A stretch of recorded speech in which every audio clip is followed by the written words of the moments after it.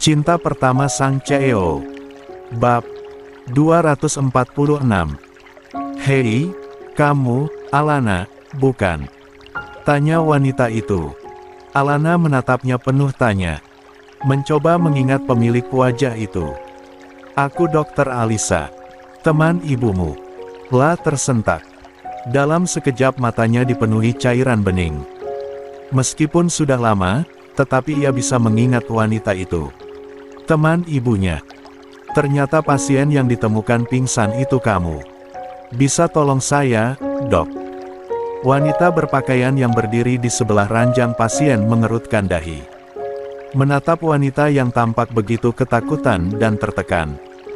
Tenang dulu, katanya, seraya mengusap bahu. Ada apa, nak? Apa yang terjadi? Saya sedang bersembunyi dari seseorang. Mereka ingin membunuh saya. Saya tidak punya keluarga lain. Saya sendirian. Sang dokter senior itu tampak terkejut. La mengambil kursi untuk duduk, agar bisa mendengar penjelasan pasiennya lebih jauh.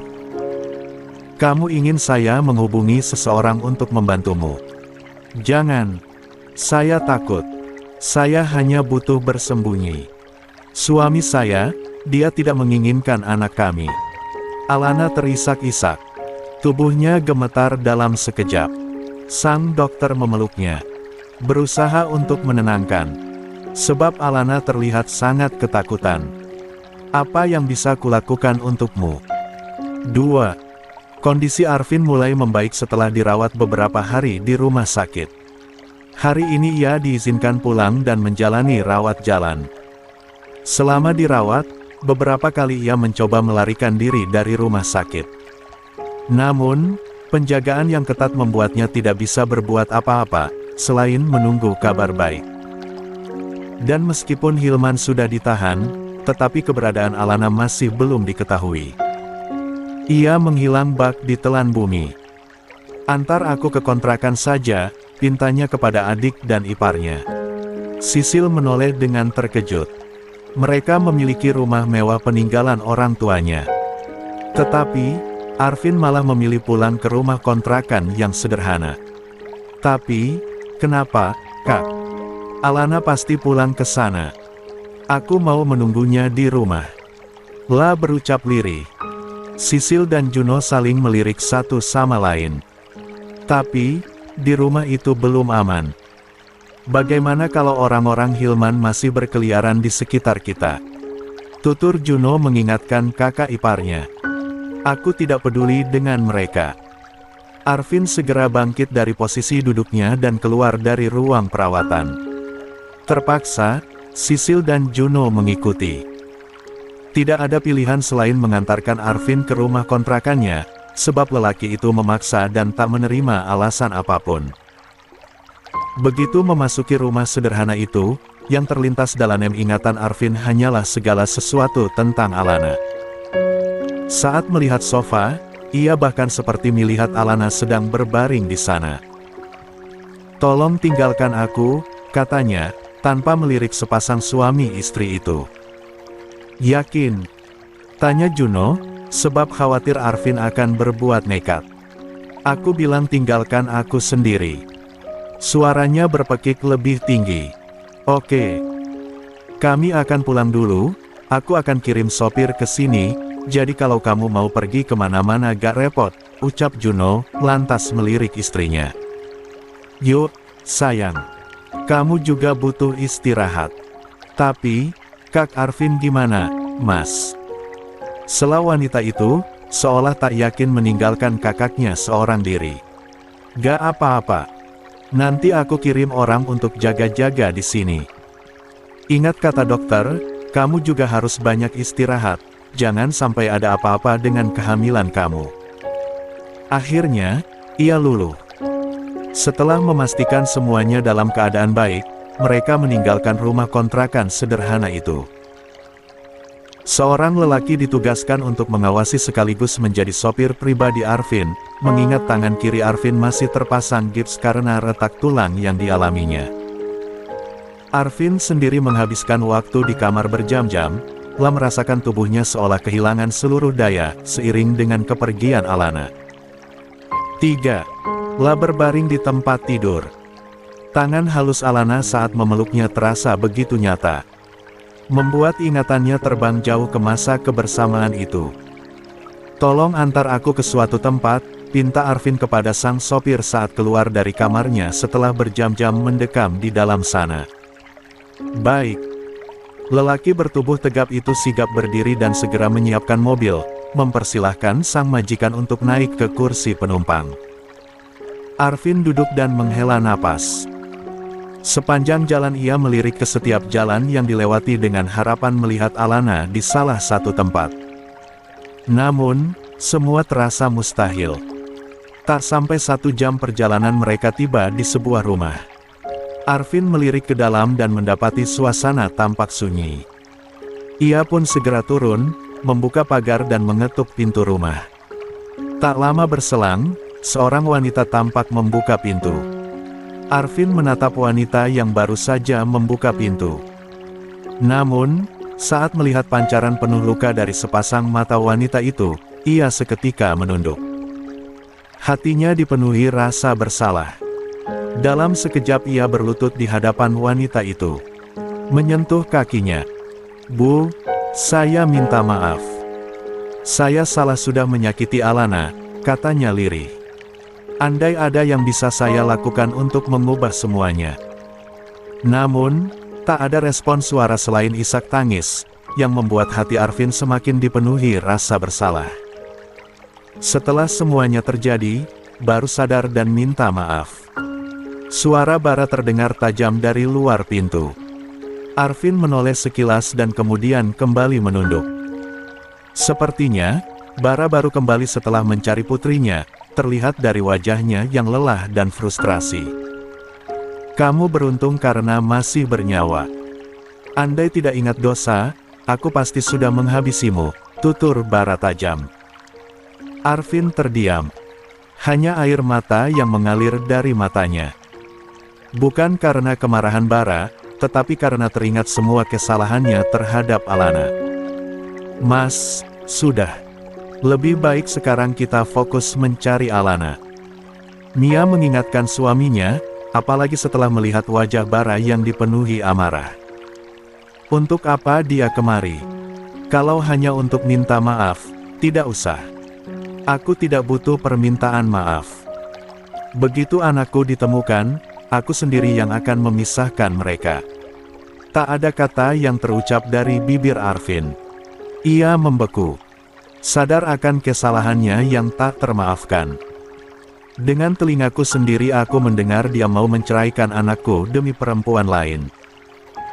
Dan demi membahagiakan hati perempuan lain, dia menyakiti hati istrinya sendiri. Sadar kesalahanmu sebesar itu, untuk apa datang dan minta maaf?" "Saya salah, Om. Saya salah sudah menyakiti Alana. Semua yang dia lakukan untuk saya selama ini, tidak pernah saya anggap. Kalau ada hukuman yang bisa diberikan kepada saya untuk bisa menebus semuanya, saya akan terima." Kedua tangan bara mengepal. Rahangnya mengetat. Ingin rasanya ia hajar lelaki itu. Namun, bahu dan lengannya saja masih terbalut gips. 4. "Pergilah, sebelum aku kehilangan kesabaran. Kalau tidak, mungkin kamu akan terluka lebih parah dari sebelumnya," ucap bara, tanpa sudi memandang lelaki yang telah sedemikian menyakiti putrinya. Namun, Arvin tak sedikit pun bergeser dari posisinya saat ini. Mia pun tak kuasa membendung luapan air mata. Semua ini terlalu menyakitkan. Putrinya yang selama ini ia kira sudah tidak ada ternyata masih hidup dan berjuang melawan sakitnya, bersama seorang suami yang terus menyakitinya. "Ampuni saya, Om, Ibu. Saya mencintai Alana. Walaupun semua perasaan itu telat saya pahami. Saya sangat menyesal." Bara terdiam. Kalimat yang baru saja diucapkan Arvin itu tak memiliki arti apapun baginya. Semua sudah terlambat. Aneh memang, dulu, ia memperlakukan Mia jauh lebih parah dibanding Arvin. Tetapi, Saat melihat putrinya yang disakiti, ia tak terima. Dan kejadian ini seperti cermin bagi Bara. Setiap dosa yang ia lakukan di masa lalu, malah seperti berbalik kepadanya. Seperti sebuah senjata. Tolong pergi dari sini. Aku tidak mau kehilangan kesabaran dan menghajarmu. Soal Alana, lupakan dia. Aku tidak menghabisimu hari itu karena ada janin dalam rahim Alana. Tapi, sekarang, mungkin janin di rahimnya tidak bisa bertahan. Jadi, tidak ada alasan bagiku untuk mengampunimu. Jadi, tolong pergi. Arvin terdiam. Hanya cairan bening yang mengalir dari sudut matanya. Gengs, kalian pasti dengar akhir-akhir ini banyak autor visual yang jadi korban sistem error dan pendapatan ditahan, kan? Ya, itu terjadi juga kepada SMUS bulan ini. Tapi, tenang aja. Aku akan tetap melanjutkan SMUS edisi khusus Arvin dan Alana untuk kalian. 5. Arvin meninggalkan rumah Bara setelah tak mendapatkan maaf. Ia melangkah keluar dengan tubuh lesu. Ia paham, tidak mudah untuk memaafkan dirinya. Terlebih setelah semua yang ia lakukan terhadap Alana. Saat akan keluar pagar, bersamaan dengan Alea yang baru tiba. Namun, wanita itu diam dan hanya menatapnya dingin. Menyapa pun tidak. Arvin langsung naik ke mobil dan bersandar. Sang sopir menoleh ke belakang. Sekarang kita kemana? Kerutan, aku mau menemui Hilman, jawabnya pelan. Lelaki berusia 30 tahunan yang duduk di kursi kemudi itu tampak terkejut. Menemui Pak Hilman. Tapi, untuk apa? Ada yang ingin aku pastikan. Tapi, gak ada tapi-tapian. Jalan sekarang. Potong Arvin cepat, membuat lelaki itu kehilangan kata. Pasrah, sang sopir akhirnya menuruti. Ia melajukan mobil menuju rumah tahanan, di mana sekarang Hilman ditahan, bersama beberapa orang kepercayaannya yang terlibat. Begitu tiba di tempat tersebut, Arvin diarahkan menuju sebuah ruangan dengan pengamanan ketat oleh pihak kepolisian, sebab ditakutkan akan terjadi hal tak diinginkan. Terlebih, kondisi Arvin sekarang masih belum pulih dari cedera yang dialaminya. Tak perlu menunggu lama, Hilman muncul dari balik pintu dengan kedua tangan terborgol. Ia didampingi beberapa anggota kepolisian untuk mengamankannya. Arvin menatapnya tajam. Ingin rasanya ia hajar adik ayahnya yang licik dan gila harta itu. Sementara Hilman membeku di tempat. Arvin, aku dijebak. Mana mungkin aku mau menghabisimu? Padahal kamu adalah anak saudaraku. Aku berkata begitu karena sedang mencari tahu rencana mereka. Jelaskan di sidang nanti. Untuk sekarang gak ada gunanya, jawabnya dingin. Menatap tajam. Sekarang beritahu aku, apa ayahnya Alana punya rumah atau tempat lain lagi? Aku tidak tahu. Tidak mungkin kamu tidak tahu. Hilman kembali menggeleng. Aku benar-benar tidak tahu. Aku hanya tahu satu rumahnya yang habis terbakar. Dan itu pun dibakar olehmu, bukan? Sambar Arvin, membuat pamannya itu seketika pucat. Jangan karena merasa bersaudara dengan ayahku maka tuntutanmu akan diringankan. Karena kamu pasti akan tinggal sampai mati di dalam penjara. Pembunuh. Arvin menarik napas dalam-dalam untuk mengurai amarah yang berkecamuk dalam dada. Kemudian bangkit dan beranjak meninggalkan ruangan itu. 6. Entah kemana lagi ia akan mencari Alana. Semua tempat yang memungkinkan sudah diperiksa. Namun, tak ada tanda keberadaannya. Ia menghilang bak di telan bumi. Saat tiba di rumah, Arvin hanya duduk melamun di sofa tempat biasanya Alana terbaring. Memeluk pakaian yang biasanya digunakan istrinya itu. Berharap Alana akan pulang ke rumah seperti biasanya. Suara ketukan pintu mengalihkan perhatian lelaki itu. Ia menoleh dan segera bangkit untuk membukanya. Setiap kali ada yang mengetuk pintu rumahnya, ia berharap itu adalah Alana. Namun, semua hanya harapan hampa. Sebab orang yang sekarang ada di depan rumahnya adalah seseorang yang memicu amarahnya. "Mau apa lagi kamu kemari?" tanyanya dingin, diiringi tatapan tajam menusuk. Zira menatap lelaki di hadapannya dengan mata berkaca-kaca. Ingin memeluk, tetapi tatapan Arvin yang sekarang benar-benar berbeda dari dirinya yang dulu. "Vin, tolong dengar aku dulu. Aku mau bicara sebentar saja. Aku gak ada waktu untuk kamu. Sekarang pergi." Ia hendak menutup pintu, tetapi Zira kembali mendorongnya. Memaksa masuk. "Ibuku gak salah, Vin. Justru ibuku yang menolong Alana. Andai ibuku gak menukarnya, mungkin saat itu Alana gak selamat. Jelaskan nanti dalam sidang saja. Ibumu layak mendapatkannya. Vin, apa secepat itu kamu kehilangan perasaan terhadapku? Sebelum ada Alana hubungan kita baik. Bahkan kita berencana menikah. Aku yakin kamu juga masih mencintai aku. Aku akan melakukan apa saja asal kamu mau menerimaku kembali dan membebaskan ibuku dari tuntutan." Ia mendekat, meraba lengan lelaki itu. Dulu, Arvin akan lulus setiap kali ia memohon atau meminta sesuatu. Tidak ada keinginannya yang bisa ditolak Arvin. Namun, nyatanya, sekarang lelaki itu terkesan tak peduli. Malah mendorongnya dengan satu tangan hingga terhempas ke lantai. "Keluar sekarang juga," bentak Arvin keras. Zira terisak di lantai. Seluruh harapannya seolah lenyap melihat sikap kasar dan dingin lelaki itu.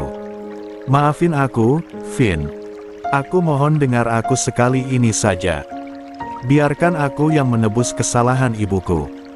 Kasihan dia, ibuku bukan orang jahat. Sayangnya semua sudah terlambat, Zira. Bukan aku yang melaporkan ibumu, tapi orang tuanya Alana dan mereka berhak melakukannya. Tapi, kamu bisa membujuk mereka untuk membebaskan ibuku." Arvin tertawa sinis. Dia menatap Zira dengan tatapan dingin. "Andai pun aku bisa, aku tidak akan lakukan. Kalau menemang ibumu niat mau menyelamatkan Alana, dia bisa mengirimnya ke rumah sakit. Bukan menukarnya dengan bayi meninggal dan menipu orang lain." Di sisi lain, Alana menatap hujan lebat yang mengguyur bumi malam itu dari dalam masjid tempatnya berteduh. Baru tadi siang ia meninggalkan rumah sakit setelah beberapa hari dirawat. 7. Beruntung ia bertemu dengan seorang dokter wanita yang merupakan teman lama ibunya. Dari wanita itu ia mendapat pertolongan dipindahkan ke rumah sakit lain, termasuk biaya perawatan selama beberapa hari. Dokter Mila sempat menawarkan untuk tinggal sementara di rumahnya, tetapi Alana menolak. Tak ingin keberadaannya membawa beban lebih banyak dalam kehidupan orang lain. Bahkan, niatnya untuk menemui Bara dan Mia untuk memberitahu bahwa dirinya lah anak yang dicari urung, mengingat betapa berbahaya Hilman. "Ayah, Ibu." Ia terisak dalam kesunyian. Matanya tertuju pada langit-langit ruangan. Tangannya melingkar di lengan, sebab udara malam itu cukup dingin seolah mampu menembus tulang. Sementara di sudut lain, Bara sedang bersujud menghadap kiblat. Setiap sujudnya penuh dengan doa. Berharap akan ada titik terang tentang putrinya yang hilang. "Ya Allah, jagalah putriku dimanapun dia berada. Dosaku adalah milikku sendiri. Bisakah dia tidak menanggung dosa yang pernah kulakukan?" Titik bening mengalir dari mata lelahnya. Setiap kali bersujud, yang terlintas hanyalah bayang-bayang saat ia memarahi Mia, berteriak dan mengancam. Memintanya menggugurkan janin dalam kandungannya. Nyatanya, sekarang ia sangat menyesal. Bahkan mencintai anak-anak yang pernah tak ingin dia akui. Beberapa menit Bara menghabiskan waktunya di tempat itu. Menunggu hujan sedikit reda, sebab jalan licin disertai badai dan petir. Cukup berbahaya jika melanjutkan mencari putrinya dalam keadaan seperti ini. Setelah melihat hujan dan angin kencang sedikit reda, ia melangkah keluar. Duduk di teras dan mengambil sepatunya yang tadi ia letakkan di rak sepatu. Baru akan memasang sepatu pada kaki, matanya tiba-tiba tertuju pada sudut masjid. Matanya menangkap seorang wanita dengan pakaian berwarna biru muda, sedang bersandar di salah satu pilar. Tubuh kurus wanita itu membuatnya iba. Terlebih ia sedang sendirian di sana. 8. Bara terpaku selama beberapa saat. Wanita yang duduk seorang diri di teras masjid itu benar-benar membuatnya iba.